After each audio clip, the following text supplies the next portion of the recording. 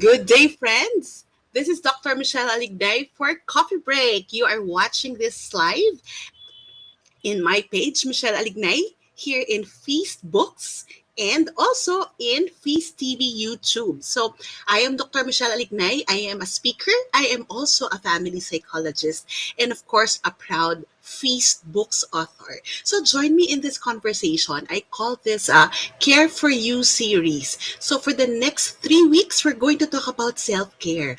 We're going to talk about self-care na parang nakikita natin sa lahat ng mga marketing strategies, naririnig natin sa lahat ng mga hugot ng tao. Hindi na ako nakapag-self-care. Paano nga ba mag-self-care? Kailangan ba mayaman ka para makapag-self-care? So, it can be basic, it can be very profound, it can be very realistic. But this afternoon, either you're watching this live or you're watching it on replay, let's just sit down over coffee. That's why my show is called Coffee Break. And let's talk about how we can actually show up for self-care. Can you just tell me what's the first thing that comes to your mind when you hear show up? Show up. I think we've heard this. Naging coined term yan this past years, no? So, show up. While we're waiting, let's greet the people here. Hello, everyone. Can you just tell me, nag-self-care ba kayo today? Anong ginawa mo? Did you show up for work today? Are you doing something good for yourself today? Yan ang maganda nating pag-usapan. So, yan, meron na nagsabi. Chessy, be present. Yes, that's something that I'm going to dissect later. What else? Meron pa ba? Meron pa tayong mga insights? So, while you're watching, tell me, what is it that you do for yourself today? Did you show up for work? Sometimes that's the hardest thing to do, di ba? Parang, oh my God, hindi ako prepared para sa meeting. May presentation ako, hindi ako ready. And sometimes when we are in a middle of a rut, we're in the middle of a struggle. We're in the middle of a difficulty. I mean, you had a breakup. Last night, nakipag-break ka. Today, meron kang major presentation sa buhay mo. Meron akong kilalang gano'n, nakipag-break, yung parang that week, tapos the following weekend, board exams niya, nakipag-break yung kanyang ex during that week. O, di ba? Ang galing-galing. But you still need to show up for the board exam. It's a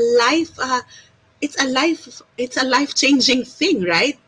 Another thing is that pag lagi ka na lang marupok, pag lagi na lang pakiramdam mo ikaw yung iniiwanan, ikaw yung nasasaktan, ikaw yung laging oo ng oo, ikaw na lang yung lagi na lang ako. Yan, yung mga ganyang feeling. Meron ba dito sa inyo na gano'n yung pakiramdam?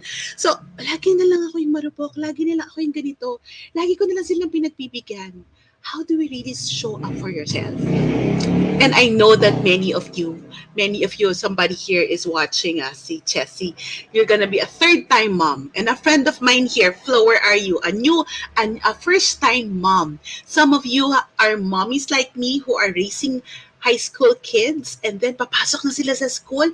So, paano nga ba yung bago nilang sistema? So, how will it be? So, here, we all have feelings of uncertainty.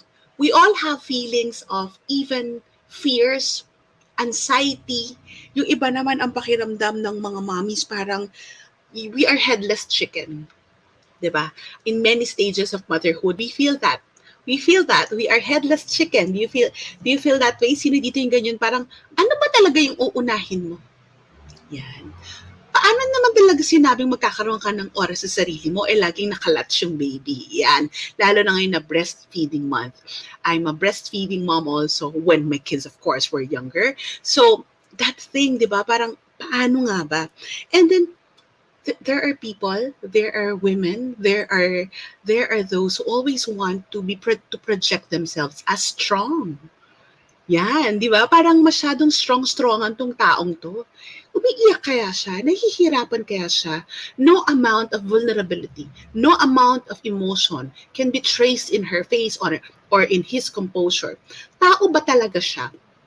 So bakit ko sinasabi itong mga ganitong bagay? I would like us to realize that these things happen. Many things can be happening to us. And I have this quote about self-care and showing up. Self-care is actually showing up for yourself Not when life is easy, but when things are hard. Yung mga bagay na sinabi ko sa inyo, we all have our various struggles. Kung ano man yung pinagdadaanan mo, kung ano man yung hirap or challenge mo today, don't you want to reflect about that? That self-care is showing up for yourself, not when things are easy, but when life is hard. And if you come to think of it, during the pre-pandemic, di ba, ang daling mag-self-care. After work, for example, for me, after a commitment, after a meeting, ay andali ko mag-self-care kasi yung oras na, halimbawa, intayin ko yung husband ko to go home, meron akong window of time to go window shopping a bit, to get my nails done. So, meron akong oras na natatak in para sa sarili ko. But then you realize the never-ending changes that we experience this pandemic has actually changed so many things in our lives. Literally, literally, it changed our routines. It changed the patterns that we know how. It changed the way we do life, the way we actually take care of ourselves. And and for all you know, nandun pa kaya, hindi ko na mahanap. Ako personally, hindi namin mahanap yung masahista namin. Hindi ko na rin alam kung open pa ba yung nail spot that I go to. So, it's like, wow, all these changes. So, paano na yung self-care mo? Pero, hindi tumigil ang buhay dahil nag-pandemic. Tama ba?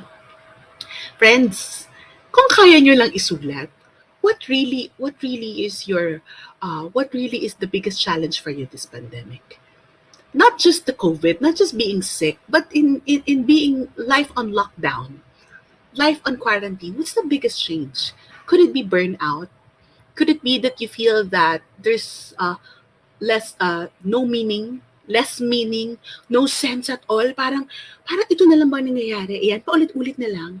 There's this routine, and then there's less purpose or a different purpose. Bakit pa paulit-ulit ako dito?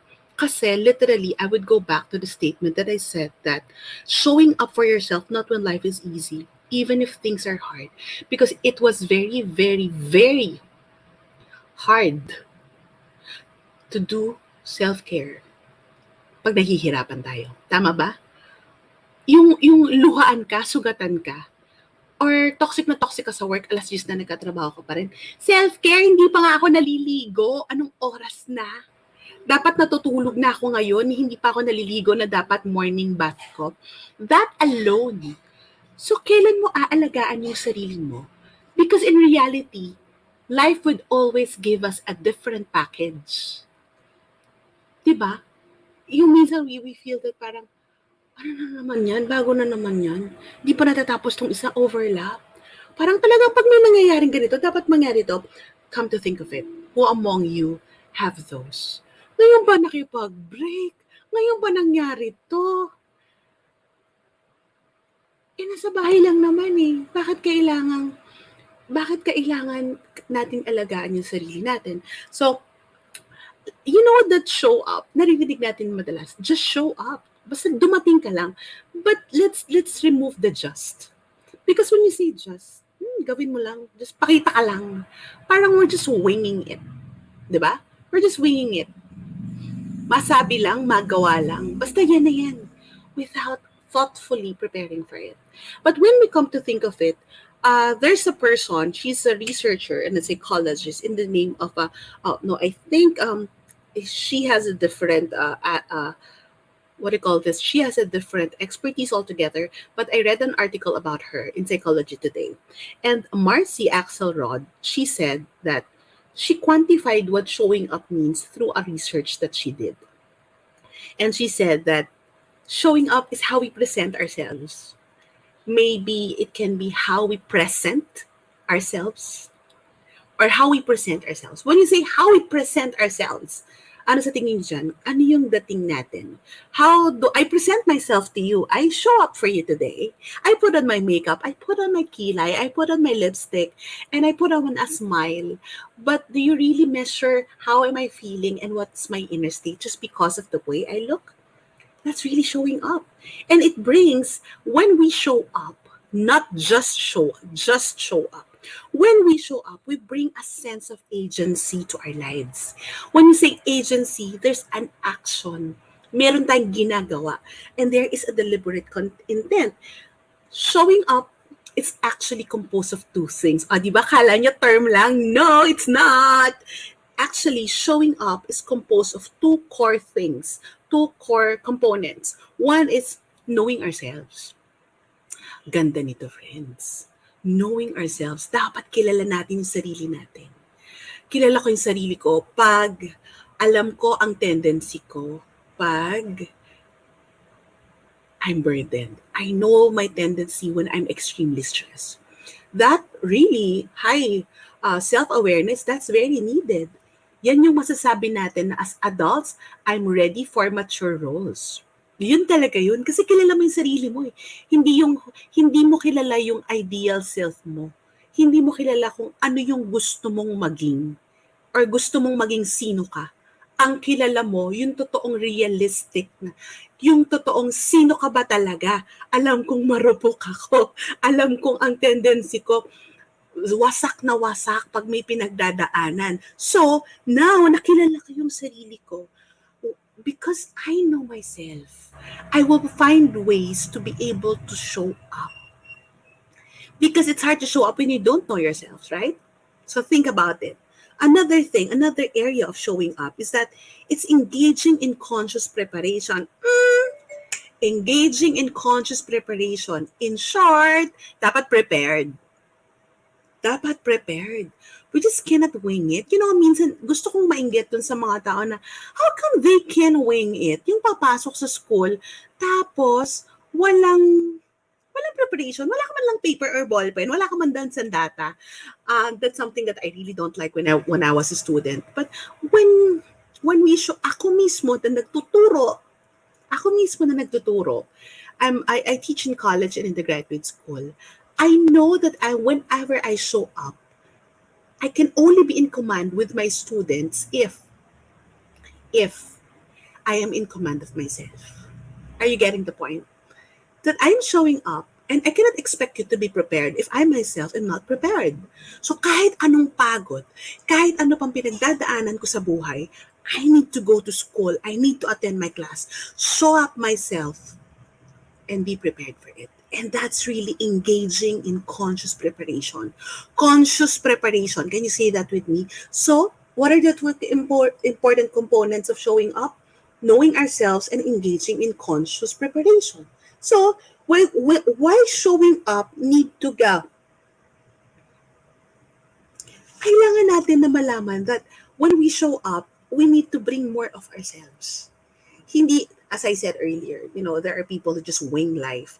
But when we show up, we bring more of us. We plan. We bring more of ourselves. We bring details. Diba? Nilalagyan natin ng detalye yan. Nilalagyan natin ng, ay, dagdagan natin ito. Ay, kailangan itong aspetong to. And we prepare and reflect for it. If you would look, whenever you would watch Coffee Break, you know what's happening here? I really prepare by writing everything, all my thoughts in paper. Of course, I have my magic, so I have about several notebooks already. Bakit ko gustong sinusulat? Hindi ko tinatype. Because this is actually my way of reflecting. It's actually my way of, sitting down, reflecting on the content, putting the outline together so that when I converse with you, I'm just not winging it. I have an outline to guide me, and maybe I'll turn over. I'll share with you some of the insights that I said, and that brings, when we show up, we bring a lot of things into the picture.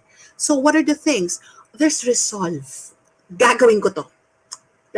This is very needed. Resolve, and it gives me motivation. So, halimbawa, nakaschedule na tong live stream. So, it gives you motivation na I need to motivate myself.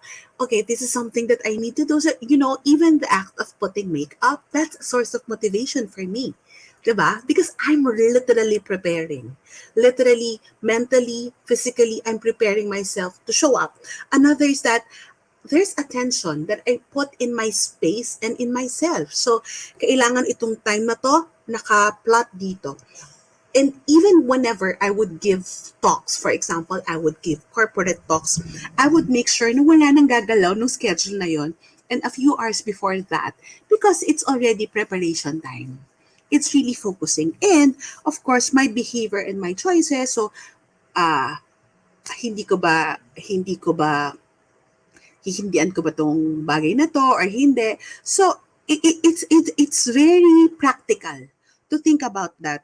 But come to think of it, when we apply showing up for self-care, let's apply showing up for self-care. Friends, ang tanong ko sa inyo, do you show up for yourself? Do you do self-care and show up? Literally, sabi mo nga, Flo, when you show up, you present yourselves. How you present yourselves, you know yourself and you engage in conscious preparation. So when you say show up for self-care, our topic for this afternoon, you apply showing up with self-care. Bakit mo kailangan i-apply itong di ba ang babaw lang naman ng self-care? No, it's not. And for the next, today and the next 2 weeks to 3 weeks, I'm gonna dissect it and unpack it with you. No, it not. It means that we are actually, when we show up for self-care, we are increasing our self-investment. I'll repeat that. When we show up for self-care, we are increasing our self-investment or we are actually investing on ourselves. Bakit mo kailangan matulog? Meron akong importanteng work tomorrow. Bakit mo kailangan mag-exercise? Kasi kailangan ko mag-move, kailangan mag-flow at mag-circulate na maayos yung katawan ko. My God, bakit kailangan mong maligo? Bakit kailangan maligo? Hindi lang just para luminis ka, para bumango ka and you will feel good about yourself. So, when we say that we are increasing our self-investment, we are giving ourselves deposits. We are giving ourselves nourishments. Isn't that? So self-care, it's actually that showing up for self-care. It's putting together, Flo, I'll just catch this. That self-awareness, what will help me? And how can I engage in consciously preparing for something? So how we self when we say self-investment, it's actually also self-agency. Yung sarili natin, we are actually I like the word better, self-advocates. We are advocating for us. We are actually taking care of us. Kasi, sino naman ang mag-advocate para sa sarili natin? We cannot always have cheerleaders around us. Minsan, sobrang lahat may kanya-kanyang pinagdadaanan, wala nang pakialamanan. You know what I mean? And we cannot forever expect other people to tell us to stop, to tell us to do this, to tell us to take care of ourselves because it's already a mature adult responsibility. Remember, showing up is knowing ourselves and engaging in conscious preparation. Literally, dapat alam na natin yun. Am I making sense? So here, how we present when we apply, when we show up for self-care, it's how we present how we are also, how we present ourselves and how we are also present in our lives. How we present ourselves to others, to the world, to the people that we love, to the company, to the clients that we serve, but it's actually also how we are present in our lives. Yung bang hindi lang basta nagdaan yung araw.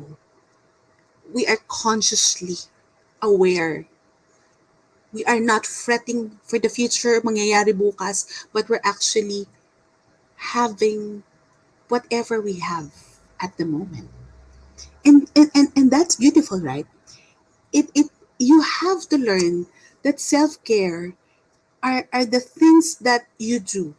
And some of the self-care activities will actually ask you to slow you down. And when you slow down, it's not because you are weak, but because you need it so that you can recharge better. Diba? It's hard for many to sustain showing up. Sino sa inyo, since nandito tayo nagdadaldalan, who among you are having a hard time in actually showing up for self-care? Let's be honest.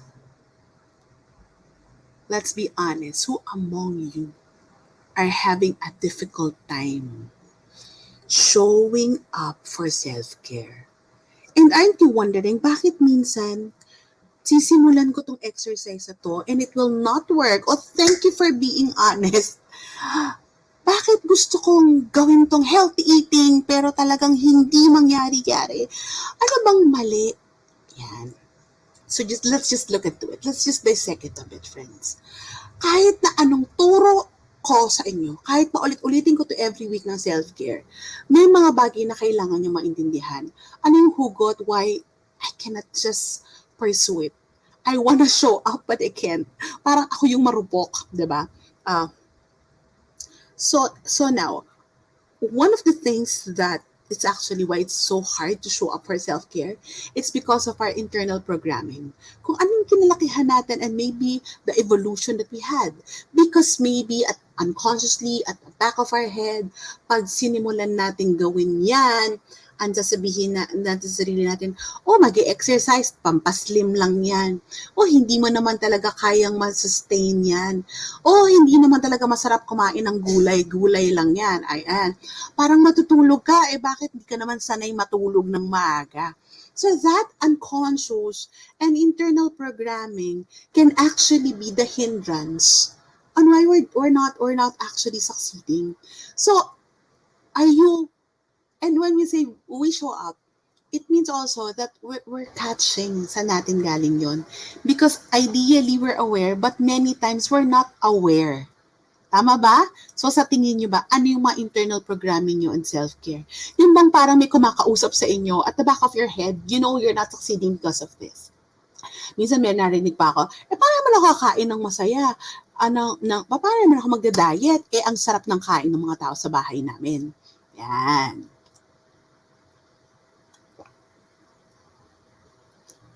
So, think about that. So, it can be a result of your internal programming.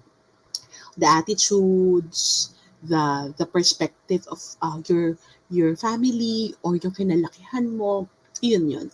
Pangalawa, habit reinforcement ay napakahirap. Napakahirap. Ayan, natawa ako dito. Okay lang naman na tumaba kasi maganda na naman ako. Yan. Ang programming ko yan. Thank you, Shelly, for being so open about this programming. And that's the internal programming. So it becomes an excuse. It becomes a habit reinforcement because of that internal programming. Yan yung nagiging excuse natin. Okay lang naman na malaki ko kasi parang 5 na yung anak ko. Yan, ganyan, 'di ba? So another is that okay lang naman na hindi na ako mag-ayos, mommy na ako eh. Excuse me, sino may sabi? So here, habit reinforcement. And a lot of also the habit reinforcement is that cultural norms. Parang in your culture, okay lang yan. Okay lang na hindi mo alagaan yung sarili mo. Pero friends, tingnan mo kung saan galing. Kasi kaya mahirap kasi ang kalaban natin is hindi yung mundo. Ang kalaban natin is yung sarili natin. That have been conditioned, have been patterned, that this is how it is. Ganito yung mga nakalakihan natin, hindi naman tayo sanay ng ganyan. Wag na yan. So another habit reinforcement, ayaw mong i-give up yung habit mo ng pagkatrabaho sa gabi. 'Di ba? So pag 6 p.m. hanggang 5 p.m. ng trabaho mo, bigyan mo yung sarili mo ng 1 hour. O sige, 6 p.m. Ayan, cut off na yan. So, paano kailangan to bukas or hindi talaga ako makatigil pag ganito yung ginagawa ko? No, you have to start teaching yourself. You have to reinforce that habit. Mahirap mag-develop ng habit, masabi na lang, I'll stop pretending. Yes. And also, sometimes, yung kasama dun sa habit reinforcement, the cultural norms is that culturally, sanay tayo na, ay, okay lang yan. Okay na mag-text sa gabi about work. So really, this is a systemic thing. So, kung tayo, friends, papalunod lang tayo dito sa internal programming na hindi natin ikakatch, habits na hindi natin puputulin at babaguhin, at dito sa cultural norms na tuloy-tuloy na nangyayari. Friends, paano na? Paano ka na? Paano pag naghuhumiyaw na may sakit yung katawan mo? Paano na kung your mental health is at the brink of, falling apart? Paano na kung talagang you're in deep pain because, you're just affected by your breakup? What if really, di, it's so hard to show up? Hindi ka makafocus sa trabaho. Paano na yan? What will you do? So you have to go back to being a self-advocate by showing up. Can you all say that with me? I'll show up for self-care. Because when you don't show up for self-care, how can you show up to the world? How can you become the best version of who God made you to be? Am I making sense there? Masakit ba yung sinasabi ko? Hindi ko kayo sinasaktan. But really, showing up for self-care, it's actually understanding again who we are and careful consideration of what's in store for us. Anong meron sa akin? So, if we have to reflect, ano na nga ba yung ginagawa ko sa buhay? Am I showing up for self-care? And these are the things that I need to challenge you. You have to invest in yourself. Kung ang dami mong investment sa labas, kailangan mong dagdagan yung sa sarili mo because your work depend on it. Your mission in life depend on it. Your family members, your loved ones, your kids, your husband depend on you also. There are many people depending on us. So, paano natin magagawa yung mga mission natin sa buhay kahit na napakalaki ng mission mo kung hindi ka naman or kahit maliit lang yan, but in your own part of the world, whatever purpose that God has designed for you, if you're not going to take care of yourselves, your body, your spirit, your emotional life, and even your soul, ang tanong ko lang dyan, so paano ka na? Sino ang mag-a-advocate for you? How will you show up if your body is actually not, it's failing you? That's one big realization when I had COVID this past weeks. Mahirap. Mahirap talaga magkasakit. So, the more that I should increase my self-care, ang tendency natin, pag tayo sobrang busy, tinatake for granted natin yung self-care. Actually, I'll be honest with you, baligtad. Kasi pag maayos yung mga bagay, hindi tumataas yung stress hormones natin. Everything is cool, so we tend to flow with everything. But when we're actually so busy and so stressed and too many things are happening, the more that we should increase self-care so that we can actually have better composure, better focus, better physiology, so we can have a better psychology, right? So here, you have to reflect that self-care can be a time of pause. It's not always push, push, push, but you have to learn to pause. Can you say that with me? Pause. You have to learn to pause. Hindi sinabing stop, but self-care, it's actually pause. Whatever you do, maybe mag-cologne, maybe magpabango, maybe, just wait. I just need a very good bath right now. I just want to change what I'm wearing. I want to feel better. And then that's something. That's pause already in the middle of a difficult day. Sometimes, we show up,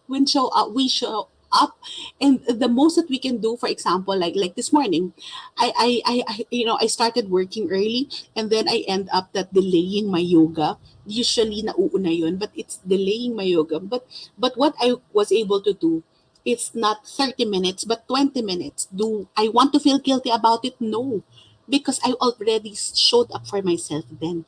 Kahit ayokong gawin, ginawa ko pa rin. Binigyan ko ng 20 minutes yung sarili ko. So you have to learn how to pause.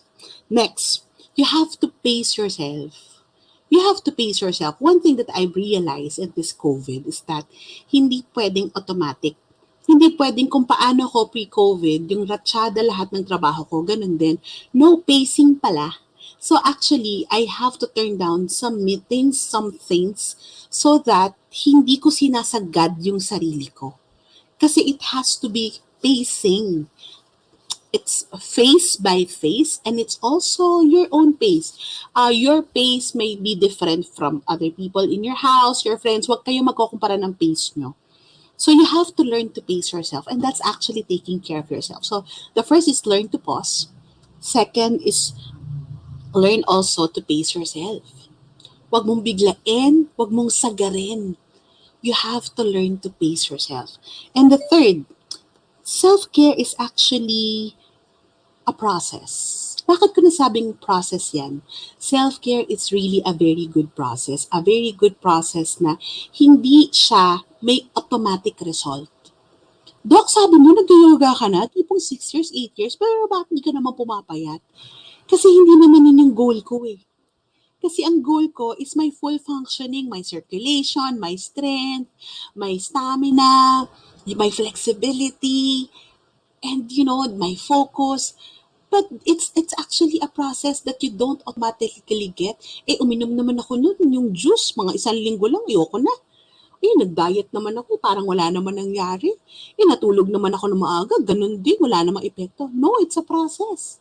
Remember, whatever ailments, whatever conditions or problems that you have, hindi naman automatic na nagkaroon lang ng problema, tama? So, kailangan mong maintindihan na proseso rin kung paano turuan yung sarili mo. Remember, when you're teaching yourself to show up for self-care, ang kalaban mo yung habit, kalaban mo yung culture, kalaban mo yung internal programming. So, you have to learn that it's a process. And the last reflection point that I would like to share with you. So, self-care, it's actually investing in yourself. It's a pause. It's your pace. It's a process, and it's very personal. Kanya-kanya tayong package kung paano, ay today itong gagawin kong self-care activity. Ay today ito. Ay hindi yan nag-work sa akin. Pinilit ko, I tried, but it did not work. Ang ganda, di ba? So friends, tandaan niyo tong 4 na to. When you're trying to reflect and start and show up yourself for self-care, you have to consider this, that it's a pause, it's not a race, it's you have to pace yourself and to respect also your pace. Ako, I need to respect my pace in recovery. Posibleng ang bilis ng husband ko nag-recover because his body is different from mine. Sabi ko, ako naman yung everyday nag-exercise eh. Yes, but it might be that COVID has already hit me because my body is already tired and exhausted. Nandun na. Kaya hanggang ngayon, pakiramdam ko, pagod na pagod pa rin ako. So, you have to realize that it's actually, you have to respect your pace. And the third, you have to actually make sure to think about it as a process. It's not perfection, but it's a process. In yoga, I've learned that it's about progress, not perfection. It's the same thing. It's process, not perfection. We're not perfecting anything. It can be trial and error. We learn things as we go along the way, but we make it as we go along the way. Right? We learn along the way. We make it along the way. Hindi yan automatic. Hindi yan 1 plus 1 is equals to 2. Walang magic formula dito. Kaya ako, minsan hindi ako nagbibigay ng tips na ito gawin nyo 1, 2, 3, 4, 5, 6. No, because you have a different process also. And because the fourth one is that because it's very personal. So for me, whatever I will not share here, well, let's talk about it some more in the next 2 weeks, 3 weeks, so that we can make it more personal for us. We can make self-care personal for our well-being, for our health, and that we can make it more nourishing. Friends, you have to learn to actually show up, not just for your work, but in caring for yourself. Because what will your work be? What will your life be? What will your love life be? What will breakthrough be if hindi mo aalagaan ang sarili mo? Kahit na nakipag-break ka, kahit warak ka, kahit wala kang tulog, friends, show up for self-care. Do something that your body, your mind, and your soul will thank you for. And then the Lord will tell you, anak, mabuti yan, inalagaan mo yung sarili mo. I hope that you're enjoying this conversation about self-care. Because of that, I would like to announce to you that, ta-da! I'm going to have a book launch, an online book launch on my online book launch of my new book. Of course, under Feast Books. The book is entitled You Can Care for You. Can you say that with me? You can care for you. Yes, you, kayo, tayo. We can care for you, the soul and science of self-care. If you try to click, I think our friends here will put it here in the chat. Uh, this will be on August 31, Wednesday. It's online via Zoom, 7 p.m. So save the date. If you would like to get to know more details, go to Michelle Alignay page. And this event is actually a fundraising. So you get to enter the webinar, you get access to the webinar, you get the physical book, the copy will be sent to you. And of course, you get to donate to the Light of Jesus Pastoral Care Ministry. O di ba? Ano ka na, nag self-care ka na, may libro ka na, natuto ka na, nag-donate ka pa. That's really showing up for ourselves. Because when we take care of ourselves, we get to take care of other people also. So if you would like to know more about this event, you can actually go to feastbooks.ph or to Michelle Alignay Facebook page or into Facebook's Facebook page so that you can get to know more about it.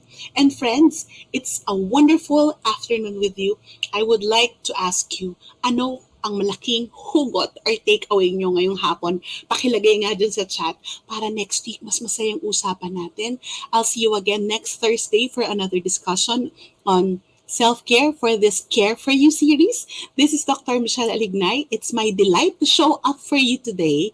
I am blessed by your presence and I hope you are blessed too with our discussion here at Show Up for Self-Care here at Coffee Break with Dr. Michelle. So God bless everybody.